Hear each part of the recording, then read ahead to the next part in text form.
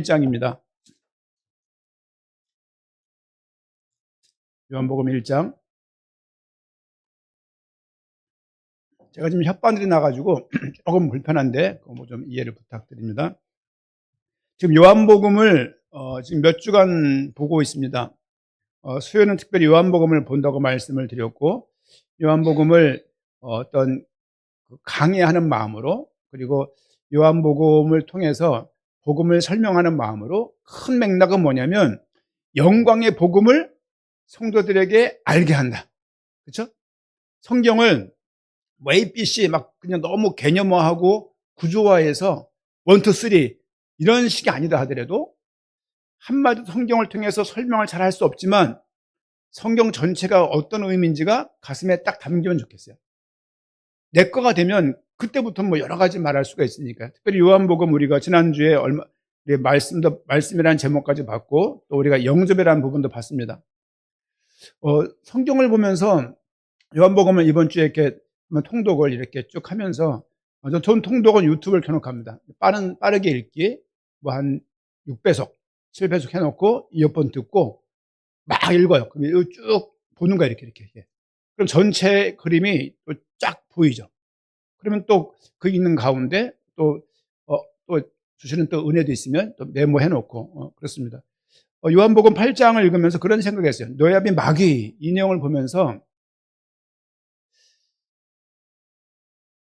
우리가 죄 가운데 있는 건가, 죄 아래에 있는 건가, 사탄 아래에 있는 건가, 그런 고민. 저도 물론 죄인들은 사탄 아래에 있다, 이렇게 보는 입장으로 많이 이렇게 개념화가 되어서 거기에 대한 특별한 이견이 없지만, 칼빈은 죄인들이 사탄 아래에 있다 그랬나, 죄 아래에 있다 그랬나, 어거스틴은 죄인들이 사탄 아래에 있다고 표현하고 있나, 죄 아래에 있다고 표현하고 있나를 좀 문헌도 읽어보고 검색도 해보고, 얻은 결론은 뭐냐면 죄 때문에 사탄이 틈탈 여지가 많이 있지만 죄 아래에 있다라고 표현하는 것이 칼빈과 어거스틴의 주장이에요. 마귀 아래에 있다 이렇게 말하지 않아요. 우리는 그렇게 해왔던 부분이 있는 것 같아요. 저는 왜 칼빈을 얘기하냐면, 저는 장로교를 기반으로 가지고 있는 신앙을 가지고 있기 때문에 칼빈이 되게 중요합니다. 그리고 구교와 신교의 출발 지점에 꼭지점에 있는 사람이 어거스틴이에요. 아우스티누스라고 말하는데, 그 어거스틴의 신앙이 칼빈에게 많이 전수가 되었고, 칼빈의 어떤 신학들이 장로교에 많이 반영이 되었습니다. 그런 걸 보게 되면 누가 사람들이 사탄 아래에 있다고 주로 주장을 하냐? 오순절 계통, 오순절, 순복음 계통 쪽에서 많이 하는 그런 교리더라고요. 그러니까 우리는 장로교 출신임에도 불구하고 교리들을 믿자는 건 아니지만, 조금 우리가 너무 장로교에서 이렇게 교리를 말하고 있는데 이쪽을 너무 특화해서 말을 하고, 매 순간마다 사탄을 생각을 해야 되고 염두를 해야 되고, 어떤 우한이라도 오게 되면 사탄을 때려잡고 그때 그리스도 이름의 능력을 쓴다는 빌미하에 흑암을 꺾고, 이런 기도를 했던 것이 아닌가. 그러면서 신앙생활에서는 예를 들면 뭐 부부관계를 할지, 자녀들과의 관계를 할지, 뭐 지인들과 관계는 엉망진창을 해나가는 거죠. 왜 이걸 안 꺾는지 몰라. 꺾는다고 말을 하면, 사탄이라고 말을 하면 어려운 문제용만 사탄이 아니라 이런 부분들 또한 죄성의 발로인데, 이런 것들에 대해서는 무방비하고, 어떤 부분들은 너무 극단적인, 좀 밸런스가 안 맞죠, 이제. 그래서 신앙생활의 균형이 안 맞게 되면 나중에 사나워지고, 그리고 영적 싸움이 아니라 날카로워지죠. 사람들과 싸우기 일쑤죠. 사탄과 싸우는 게 아니라 사람과 싸우고, 못 알아먹으면 못 깨닫는다고 정죄해버리고, 결국 복음이 무기가 되어버리는 일들을 우리가 사실은 많이 볼 수도 있습니다. 그래서 성경을 꾸준하게 알아가는 것들이 중요하다는 말씀을 드리고, 요한복음 1장 29절에서 34절 말씀 봅니다.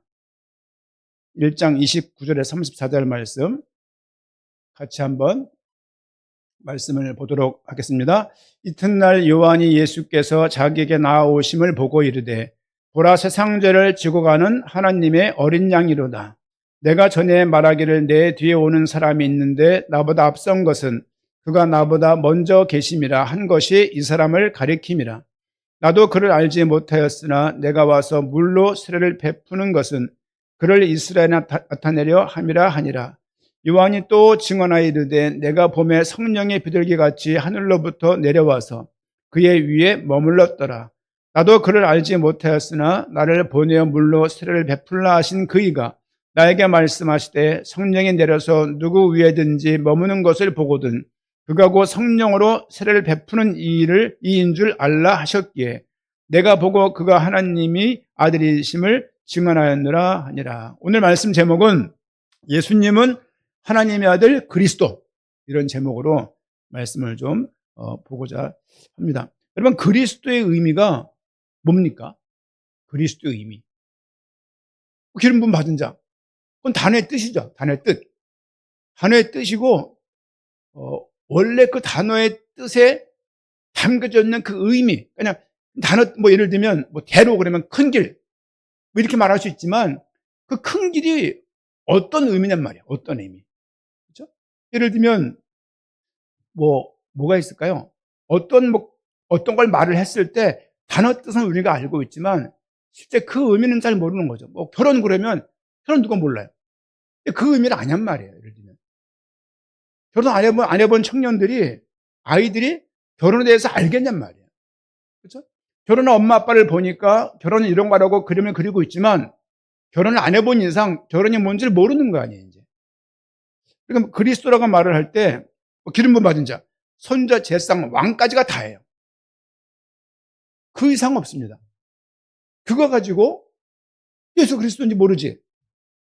예수님을 사랑이라고 말을 하게 되면 복음을 상당히 못 깨달은 사람처럼 취급하는 분위기도 있죠. 저희가 중남미에 나가서 우리 지난번 교회에 있을 때 팀들이 중남미를 나갔어요. 복음을 전하다 보니까 우리 스스로가 복음을 너무 모르는 거야. 복음을 너무 모르고 복음의 깊이, 어떤 복음의 깊어짐을 두고 몇 년간을 기도하면서 복음을 우리가 알았다라고 생각했던 거죠, 이제. 이런 분위기가 해외에 있는 많은 분들에게 전달이 된 거예요. 그분들도 다 신앙 칼라가 있으니까.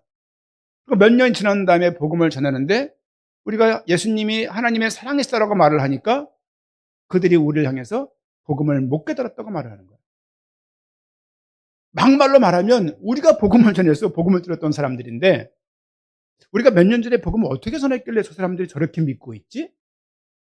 사랑이라고 말하니까 복음 못 깨달은 것처럼 말을 하고 한국 팀들이 변질됐다고 하는 말들을 들었습니다. 지금도 그분들은 이런 거죠. 복음 모를 때 불렀던 찬양은 복음이 아닌 거야. 이 찬양들은 복음 모르는 사람들이 만들었기 때문에 그 복음은 찬송가는, 그 복음성가는 부르면 안 되는 거야. 우리가 복음을 알고 만든 찬송을 불러야 되는 거야. 이런 식. 이런 교재가, 복음 교재가 있는데 이 교재가 그냥 교재. 성경의 내용을 전달하기 위해서 만든 교재인데 이 교재가 거의 우상화가 돼가지고, 그렇죠? 이렇게만 해야지만 복음이라고 말하는 문화가 생겼어요. 그래가면서 선교했던 그 100개국, 한계교회 86개국의 180명 정도가 작은 교회에 와서 어느 교회도 안 도왔어요. 단독 교회로. 근데 결국 몇 년 뒤에 그 관계가 다 깨지는 걸 봤습니다. 복음인데 왜 깨지지? 복음인데 왜 이렇지?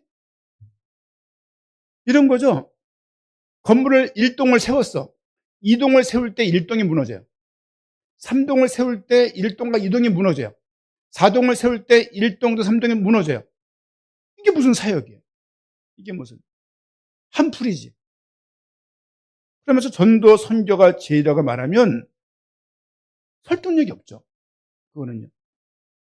그리스도의 의미는 첫 번째 의미가 여러 번 말씀을 드렸습니다만은 선택하다, 지명하다. 기름을 부으면서 그 사람을 선택하는 거예요. 기름을 부으면서 그 사람을 지명하는 거예요. 제사장과 선지자 왕을 기름을 부으면서 지명한 거라고요. 누가? 하나님이. 두 번째 의미는 성별하다, 구별하다예요. 거룩한 것으로 그들을 구별하는 거예요. 제사장을 기름을 부으면서 구별한 것이고 제사장과 왕을 기름 부으면서 구별한 것입니다. 세 번째는 위임하다, 위탁하다예요. 제사장에게 기름을 부어서 제사장들이 해야 될 그 일을 그에게 위임하는 거예요. 또 그에게 위탁하는 것이죠. 그리스도의 의미는 기름 부음 받은 자, 누가 기름 부음 받았냐? 선지자, 제사장, 왕이 받았어요. 구약 성경 순서를 보게 되면 왕은 처음부터 안 나와요. 왜냐하면 역사서에 들어가야 왕이 나와요. 근데 모세는 왕 같은 존재였어요. 아담 또한 왕 같은 존재였어요. 그 왕으로 여겨서가 아니라. 그리고 모세는 제사장 역할도 감당할 수 있는 위치였고 하나님 말씀을 받아서 전달하는 선지자 역할을 했습니다. 모세를 보게 되면 그리스도의 삼중직을 다 가지고 있는 사람이에요. 그러나 이것이 출애굽을 하면서 율법이 세워지면서 나뉘죠. 왕이 생기고 리더가 생기고 제사장이 생기고 하나님 말씀을 전하는 선지자가 이렇게 구별이 되어지는 것을 우리가 알 수 있고 이 세 직분이 모두 기름 부음을 받고 그들이 임명되었다. 지금은 임명장을 주지만 그 당시는 거룩한 기름을 부었다. 기름을 붓거나 기름을 바르거나 기름을 뿌리거나 예를 들면 교회에 있는 성전에 있는 기물들을 기름을 바르고 되었어요. 피도 뿌리거나 발랐습니다. 등등의 일을 통해서 사람뿐만이 아니라 그들이 구별되고 또 어떤 용도를 위해서 지명되는 것들을 지정되는 것들 또한 우리가 볼 수가 있습니다. 우리 1장 중간 한번 보면 좋겠습니다. 1장 중간에 세례받는 장면이 있습니다. 세례받는 장면. 우리 31절 말씀 보니까 31절 나도 그를 알지 못하였으나 지금 어떤 장면이냐면요. 여러분 요한복음의 기록의 목적을 요한복음 20장 31절이라는 것을 늘 기억하고 계세요. 성경을 기록한 이유는 이 책을 기록한 이유는 요한복음을 기록한 이유는 예수님이 하나님이신 것과 그리스도인 것을 믿게 하려고 기록한 거예요. 이해 가시죠? 이거는 저거죠. 미괄식.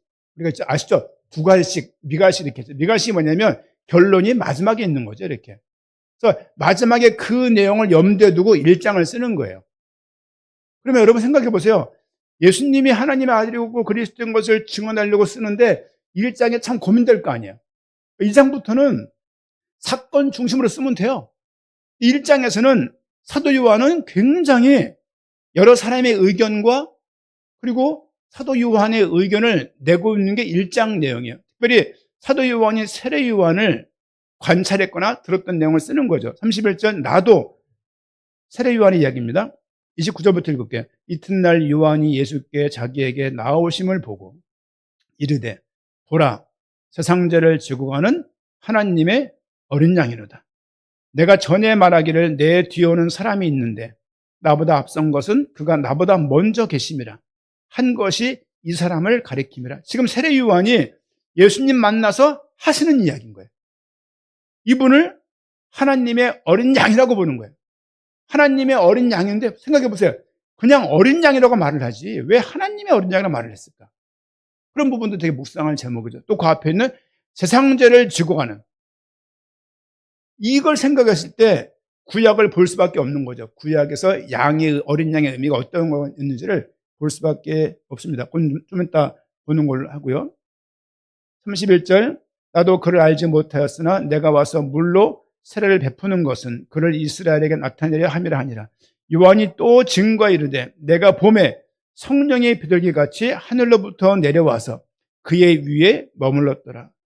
세례를 받고 그가 물가로 올라오는데 성령께서 비둘기같이 역사하는 장면입니다. 나도 33절 그를 알지 못하였으나 나를 보내어 물로 세례를 베풀라 하신 그이가 나에게 말씀하시되 성령이 내려서 누구 위에든지 머무는 것을 보거든 그가 곧 성령으로 세례를 베푸는 이인 줄 알라 하셨기에 내가 보고 그가 하나님의 아들이심을 증언하였노라 하니라.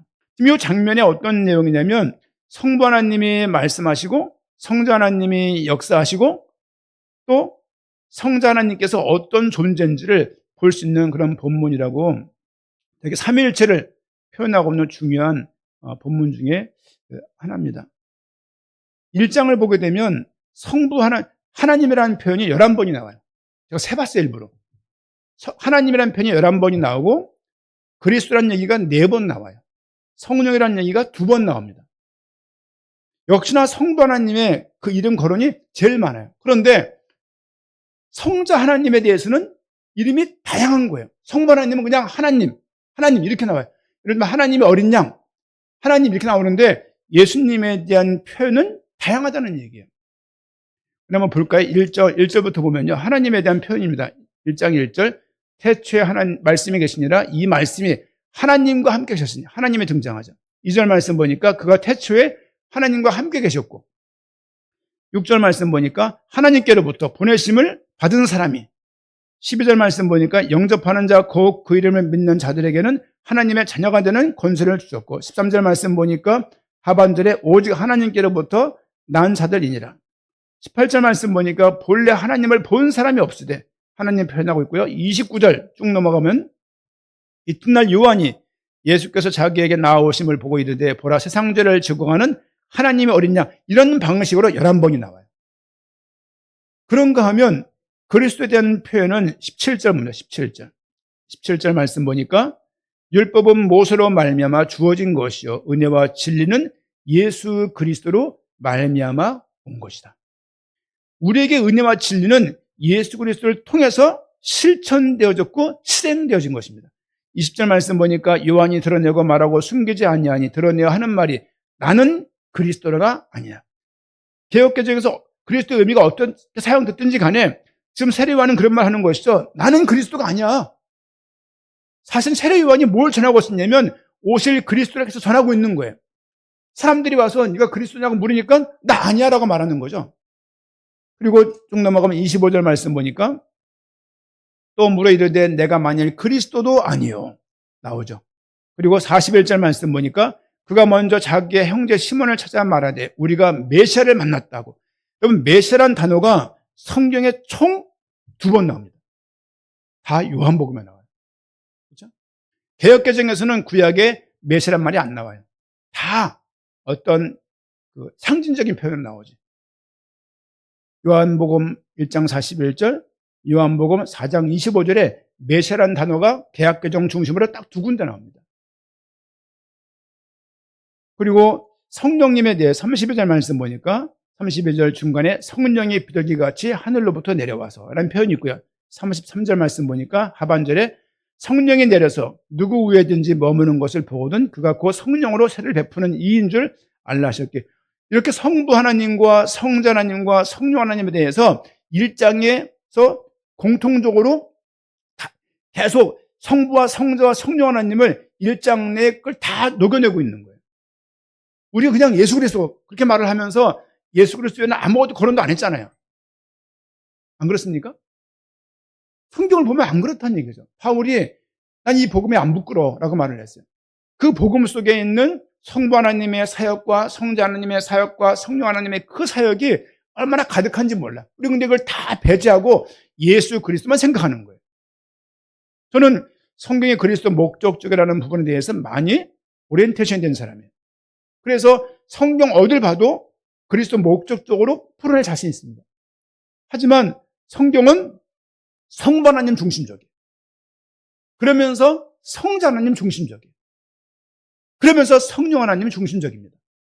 그래서 어떤 교단은 성부 하나님을, 어떤 교단은 성령 하나님을, 어떤 교단은 성자 하나님만 이렇게 붙들고 그것을 확장하는 경우가 많이 있는데, 사실은 건강한 신앙은 성부, 성자, 성령, 삼위일체 하나님에 대해서 공히 우리가 인식하고 믿음을 드리는 것이 신앙생활의 중요한 부분이라고 생각할 수 있습니다.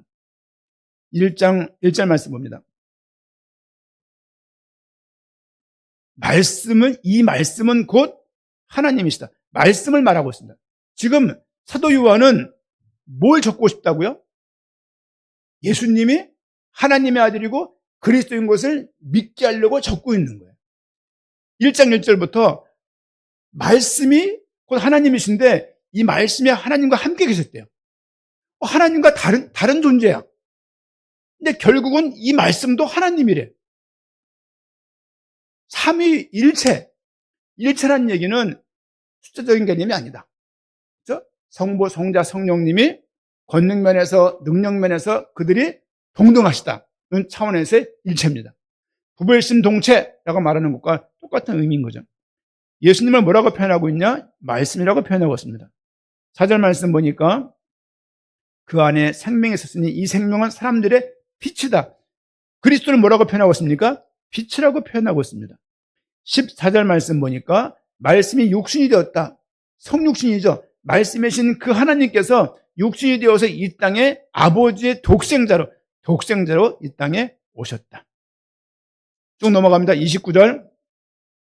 이튿날 요한이 예수께서 자기에게 나오심을 보고 이르되 보라 세상죄를 지고 가는 하나님의 어린 양. 지금 제가 드리는 모든 말씀들이 그리스도를 표현한 이름들인 거예요. 하나님에 대해서 그냥 하나님이라고 표현하고 말아요. 예수님은 말씀이다, 생명이다, 빛이다, 성육신 하셨다, 하나님의 어린 양이라고 다양한 이름을 가지고서 표현하고 있다고 계속 지금. 사도 요한은 지금 예수님의 누군지를 가리키려고 그러고 있는 거지. 누군지를 가리키려고 그러고 누군지를 믿게 하려고 요한복음을 기록하고 있다는 것을 또 우리가 알 수 있어요. 이런 부분을 보게 되면. 41절 말씀 보니까 우리가 메시아를 만났다 하고 예수님을 메시아라고 말하고 있습니다. 그리고 1장 45절 말씀 보니까 조금 표현이 애매하지만 빌립이 나다나엘을 찾아 이르되 모세가 율법에 기록하였고 모세가 율법에 기록했던 선지자가 기록했던 그 일을 우리가 만났다. 모세가 누굴 기록했냐? 오실 메시아를 기록한 거예요.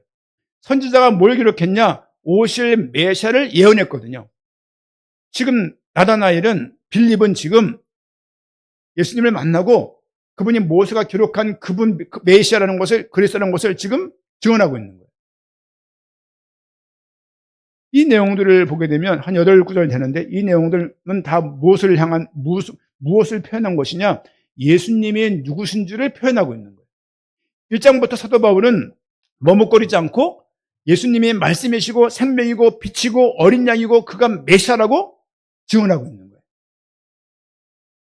보통 책을 쓸 때 서론에서는 본론을 들어가기 위해서 서론을 깔잖아요. 이렇게.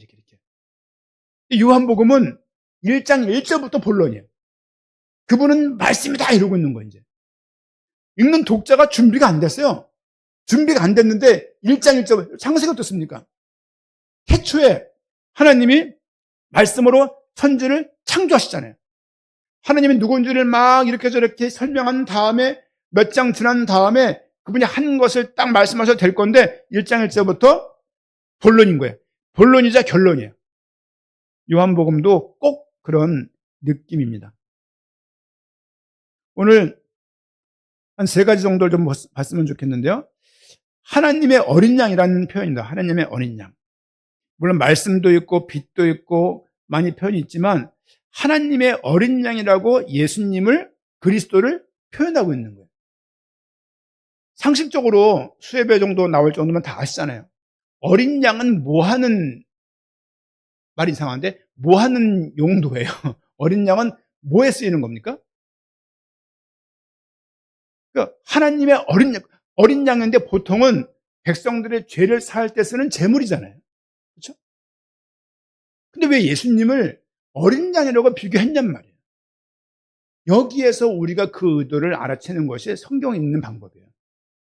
어린 양으로 표현한 그 이유는 우리 죄를 사하는 대속물이 되기 때문에 그렇습니다. 히브리서를 보게 되면 그런 말씀이 있습니다.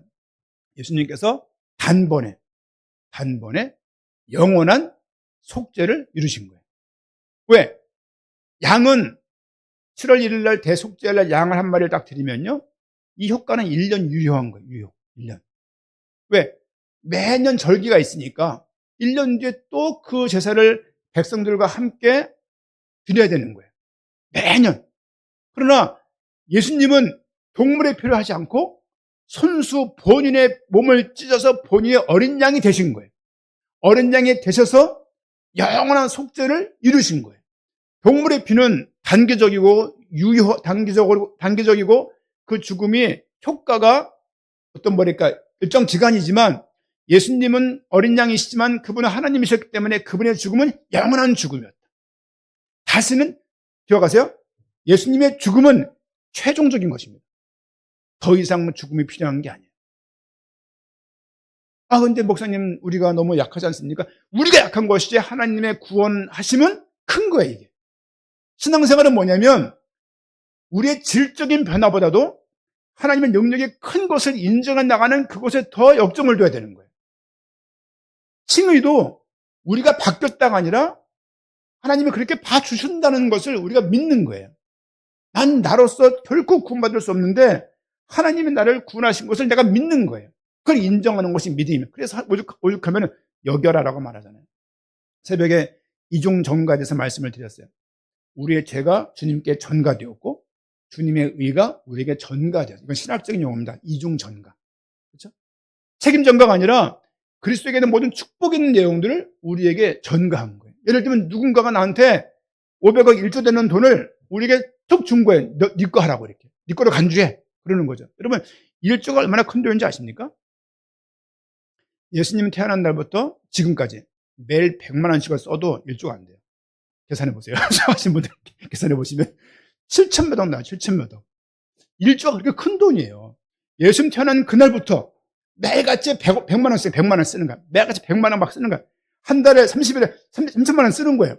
이렇게 지금까지 써도 2020년 태어난 지 2020년 된 거예요.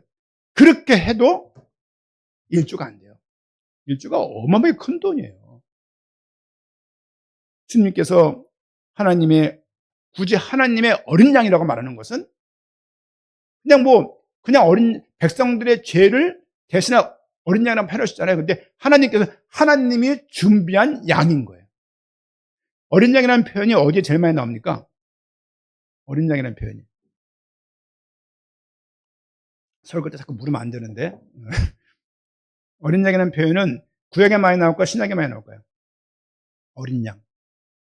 제사와 관련되어 있습니다. 구약에 많이 나옵니다. 근데 성경 단권으로는 어디가 제일 많이 나오게요? 66권 중에서. 계시록이에요. 뜻밖이죠. 계시록은 주님이 오실 걸 예비하는 건데 어린 양이라는 단어가 28회가 나와요. 28회. 그는 어린 양이시면서 만왕의 왕이셨고 만주의 주라고 표현하고 있어요.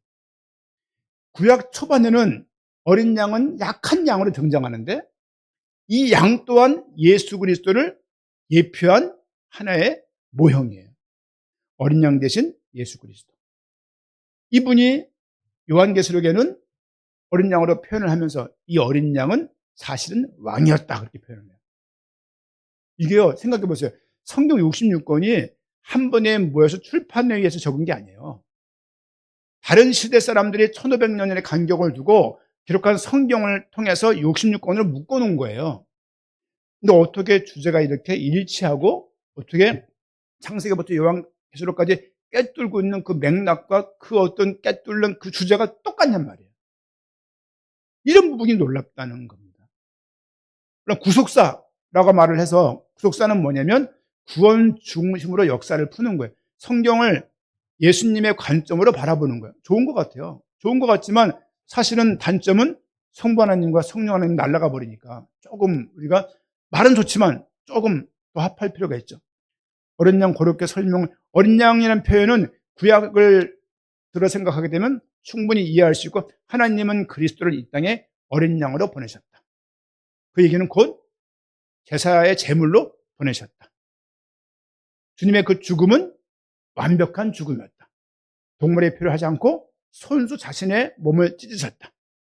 그의 죽으신 장소는 십자가이고 그 원형이 오므로 해서 모형이었던 성전은 터지고 만 거예요. 그 휘장이 쭉 찢어지는 거예요. 그래서 더 이상의 제사가 필요 없는 거예요. 왜? 그리스도의 죽음이 완벽했기 때문입니다. 그래서 하나님의 어린 양입니다. 두 번째는 하나님의 아들이라는 표현이 있어요. 하나님의 아들. 34절 말씀 보니까 내가 보고 그가 하나님의 아들이심을 증언하였노라. 내가 보고 세례 요한이 보니까 저 사람은 하나님의 아들인 거예요. 왜? 성령이 역사하고 음성을 듣고 나니까 하나님의 아들, 본인의 증언했던 본인의 평생을 통해서 오실 거라고 전했던 그 그리스도가 하나님의 아들이 그분이 자기 앞에 나타난 것이죠.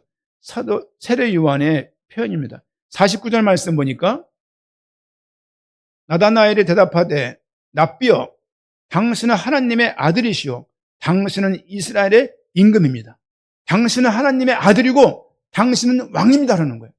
아까는 세례 요한의 고백이고 이건 나다나엘의 고백이에요. 1장에 여러 명의 빌립의 이야기, 나다나엘의 이야기, 안드레의 이야기, 요한의 이야기, 세례 요한의 이야기 등등을 그들의 말하는 그 고백과 간증과 증언을 들어서 요한복음 1장을 적고 있는 것입니다. 또 메시아 41절 말씀 보니까 그가 먼저 자기의 형제 시몬을 찾아 말하되 그가 누굽니까? 40절 말씀 보니까 요한의 말을 듣고 예수를 따르는 두 사람 중에 하나는 시몬 베드로의 형제 안드레라. 안드레 그가 먼저 자기의 형제 시몬을 찾아 말하는 거죠. 우리가 메시아를 만났어 라고 말하는 거예요. 지금 안드레가 예수님이 메시아라고 말하고 있는 거예요. 그 내용이 진하게 어떻게 그 극적인 만남이 됐는지는 기록되어 있지 않지만 최소한 그 안드레의 고백은 뭐였냐면 그분이 메시아야. 시몬, 그분이 메시아야, 메시아. 이렇게 말을 하고 있는 것이죠. 쭉 45절 말씀 보니까 빌립의 고백입니다. 나다나엘을 찾아 이르되 모세가 율법에 기록하였고 여러 선지자가 기록한 그 일을 그리스도를 메시아를 우리가 만났으니 그가 알고 보니까 요셉의 아들 나사렛 예수야. 알고 보니까 밤나물 거 그 김첨지 때 그 아들이 그 예수가 그리스도였어 라고 말하는 거예요. 그거 알지? 밤나물 거 김치 아저씨 그 둘째 아들 그 아들이 그리스도야 이렇게 말하는 거예요. 야, 알고 보니까 우리가 아는 사람이었네 라고 말하는 거예요. 그 사람이었어? 이렇게 말하는 거예요. 이제. 아니 그 사람이 메시아였단 말이야? 지금 그런 고백을 지금 빌립이랄지 안드레랄지 나다나엘이랄지 세례요한이랄지 등등의 증언을 가지고 지금 고백하고 있는 장면입니다. 그리고 49절 말씀 보니까 나다나엘이 대답하되 랍비여 선생님이여 당신은 하나님의 아들이십니다. 당신은 이스라엘의 임금입니다. 지금 말하고 있는 45절 빌립이 고백했고 49절 나다나엘이 고백하고 41절 안드레가 고백하고 29절 요한이 고백하고 또 20절 세례 요한이 고백하고 17절 사도 요한이 고백하고 이 등등의 고백을 전부 다 모아보니까 결론은 뭐냐? 그분이 그리스도라는 거예요. 사도 요한은 요한복음 1장부터 나사렛 예수 그 예수님이 목수의 아들 그 예수님이 그 아버지가 요셉이라고 말했던 그 예수님이 알고 보니까 그리스도였다라고 고백하고 있는 것이 요한복음 1장의 전체 내용인 것을 볼 수가 있습니다. 결국 사도 요한의 주장은 뭐냐면 예수님이 그리스도다. 예수님이 그리스도, 예수님을 그리스도, 예수가 그리스도, 예수를 그리스도라고 이들은 고백하고 있는 거예요. 그리고 이런 맥락도 없이 그냥 예수로 되는 것이 아니고 왜 진짜 예수 그리스도냔 말이죠. 이제. 그럼에도 불구하고 곳곳에 성부 하나님의 계속되는 역사가 고백이 성경에 있는 것을 우리가 볼 수 있습니다. 하나님의 어린 양, 하나님의 아들, 그렇죠? 계속 하나님의 이 1장 아들을 11번, 12번 정도를 하나님이라는 표현을 써가면서 하나님에 의해서 이 모든 것들이 주도되고 있음을 우리가 눈치를 챌 수도 있는 부분이 아닌가 생각을 또 하게 됩니다. 우리 아까 읽었다가 좀 안 봤는데 우리 45절 말씀 보니까 45절 빌립이 나다나엘을 찾아 말하는 거죠. 모세가 율법에 기록하였고 창출 내민신 창세기 출애굽기 레위기 민수기 신명기를 말하는 거죠. 모세가 율법에 기록하였고 여러 선지자 기록했던 많은 성경들을 최소한 빌립이 알고 있는 거예요. 그렇죠? 알고 있으니까 야, 모세가 기록한 그 내용이 있지, 그분 있지. 여러분 모세경 읽어보세요. 메시아가 보이나? 잘 안 보여요. 일반인한테 예수 믿게 해가고 우리 교회 청년들 교회 새가족 나온 사람한테 모세경 읽어보라고 말을 한 다음에 모세경이 말하고 있는 인물이 누구냐라고 말하면 알겠습니까? 모른다니까요. 그런데 빌립은 이미 모세경이 메시아를 예표하고 있다는 것을 알고 있는 거예요. 아마도 회당에서 아니면 자치적인 모임을 통해서 아니면 부모를 통해서 그래서 성경을 통해서 교육을 받았을 것인데 교육하는 사람들이 말을 했을 거예요. 모세경이 말하는 것은 메시아다라고 말을 했을 겁니다. 분명히. 그들이 이렇게 알고 있는 거예요.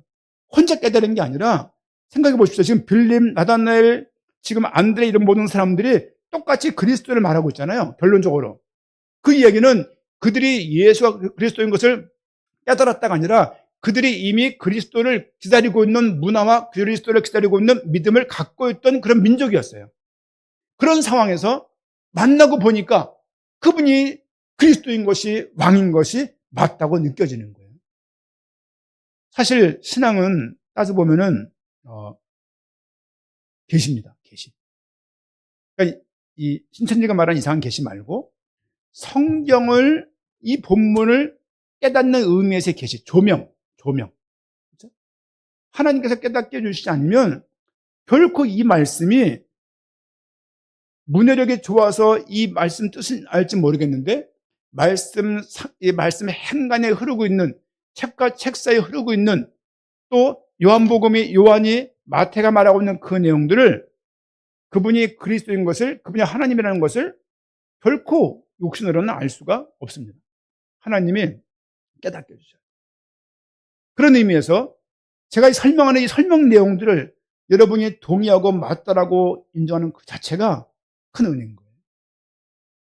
예수를 그리스도라고 고백하셨다는 사실이 얼마나 큽니까?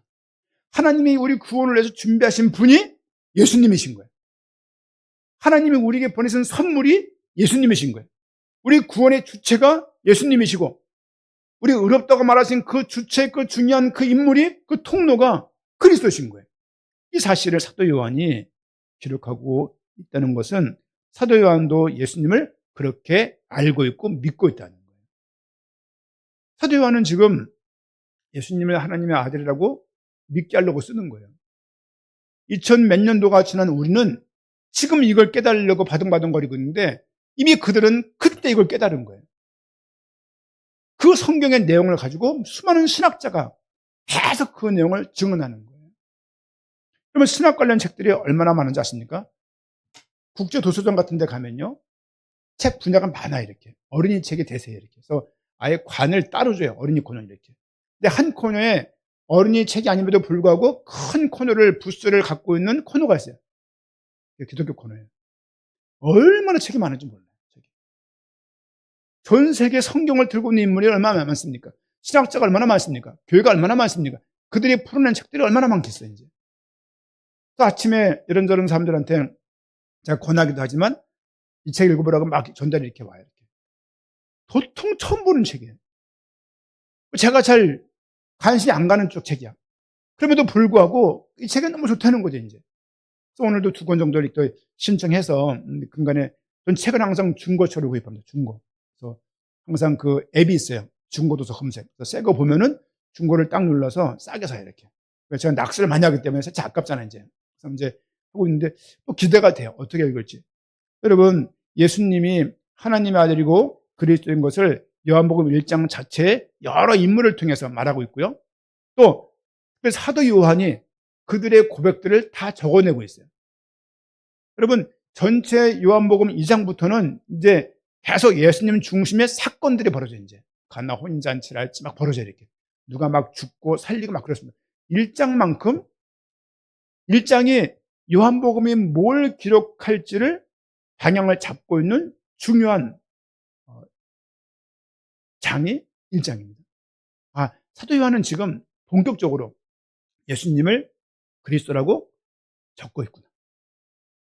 나다나엘의 고백을 들어서 빌립의 고백을 들어서 안드레의 고백을 들어서 또 자신이 예수님은 말씀이시고 빛이시고 독생자시고 어린 양이시고 하나님의 아들이시고 그가 임금이시고 그리스도라고 말했던 그 사람들의 고백을 쭉 묶어서 본인도 그것에 동의하고 맞다라고 말하고 있는 거예요.